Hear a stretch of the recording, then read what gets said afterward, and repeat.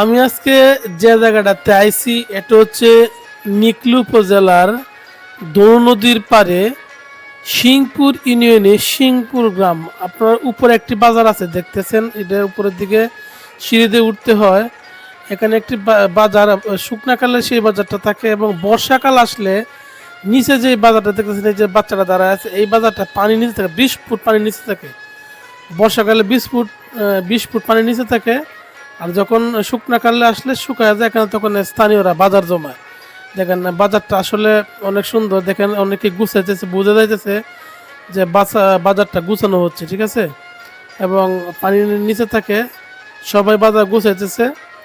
আবার পানি আসলে আবার বাজার থাকবে না, আবার যখন পানি চলে যাবে তখন আবার সেই বাজারটা জমজমাট হয়। এবং বাডি অঞ্চলের মানুষের জীবনযাপন সেরকমই, তারা এভাবে যুদ্ধ করে বাঁচতে হয়।